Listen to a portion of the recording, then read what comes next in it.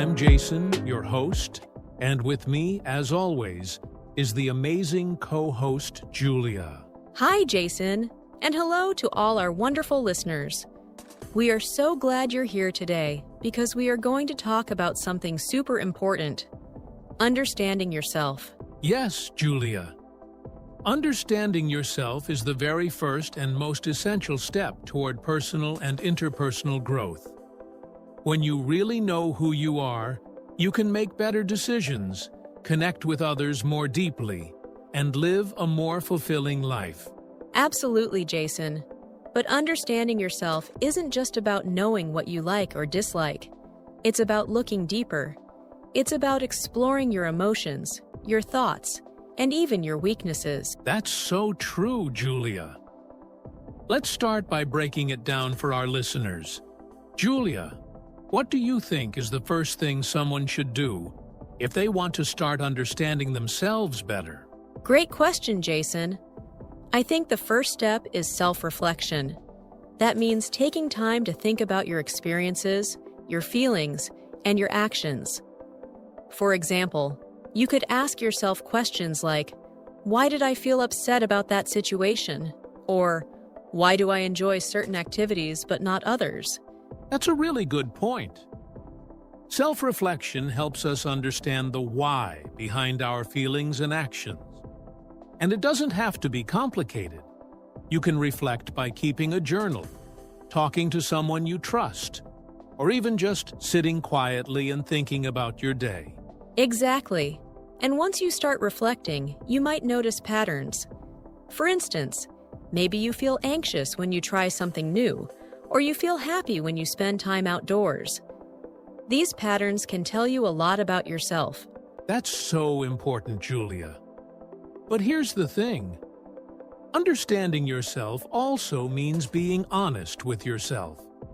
Sometimes we avoid thinking about things that make us uncomfortable, like our fears or mistakes. But when we face those things, we can grow so much. Right, Jason. Being honest with yourself doesn't mean being hard on yourself. It means accepting who you are, the good and the bad, and seeing it as a starting point for growth. Well said, Julia. Another key part of understanding yourself is identifying your values. Values are the things that matter most to you. They guide your decisions and help you stay true to yourself. Yes.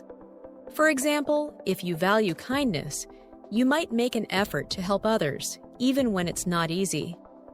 Or, if you value learning, you might spend time reading or taking courses. Exactly. And when you know your values, you can also set boundaries. That means saying no to things that go against what you believe or that don't make you happy. That's a great point, Jason. And let's not forget about self-awareness, which is the ability to recognize your own emotions and understand how they affect your thoughts and actions. Yes, Julia. Self-awareness helps you understand how you react to situations. For instance, if you get angry during a discussion, being self-aware means you can pause, recognize your anger, and choose to respond calmly instead of lashing out. That's so helpful, Jason. And as we grow in understanding ourselves, it also becomes easier to understand others. When you know what you feel and why, you can empathize with what others might be feeling too. Exactly. Self-awareness improves relationships because you can communicate more openly and resolve conflicts better. So true, Jason. Let's give our listeners a quick call to action. If you want to start understanding yourself better, here's a simple exercise. Every evening, take 5 minutes to ask yourself, what went well today, what didn't go well, and why?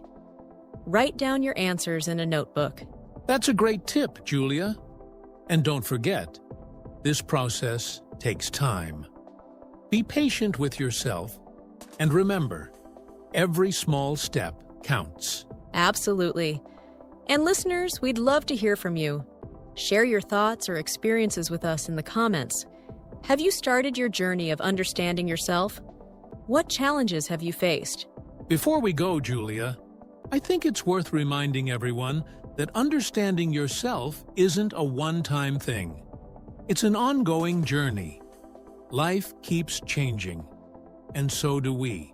That's so true, Jason. We grow with new experiences, challenges, and opportunities.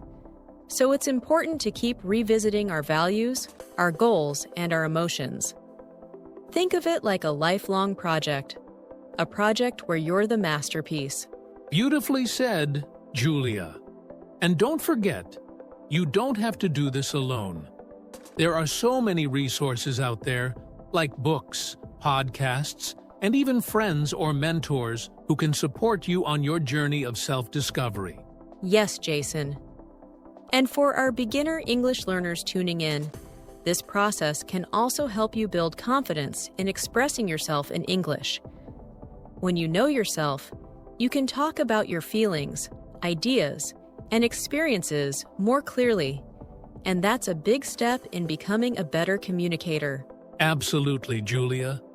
Self-understanding and communication go hand in hand, and the more you practice, the better you'll get. Not just in understanding yourself, but also in connecting with others. Exactly. So listeners, remember to be kind to yourself as you grow. Celebrate your progress, no matter how small it seems. Every step you take is bringing you closer to becoming the best version of yourself. Well, Julia, I think that's a perfect note to end on. Thank you, as always, for such an insightful conversation. Thank you too, Jason, and a big thank you to our listeners for being part of this journey with us. Yes, let us know. And if you found this episode helpful, please like, share, and subscribe to the Personal Growth Talks podcast. It helps us reach more people like you who are ready to grow and learn. Thanks for listening, everyone. Until next time, keep growing and keep learning. I read your essay. Interesting ideas. Really? That's good, I think. Yes, but some grammar issues. Oh, like what? Subject-verb agreement and sentence structure. Can you give an example? Sure. In paragraph 2, you wrote, "She walked to school every day." Oh, it should be she walks. Exactly. Also, your sentences are a bit choppy. Choppy.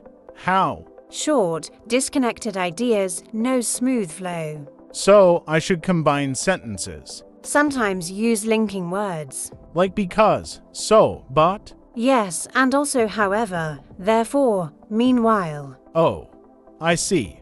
Anything else? Word choice, some awkward phrasing. Can you show me? In paragraph 3, you wrote, "He was very much happy." Oh, maybe just he was very happy. Better, or simply he was happy. So, shorter is sometimes better. Exactly, concise writing is stronger. Got it.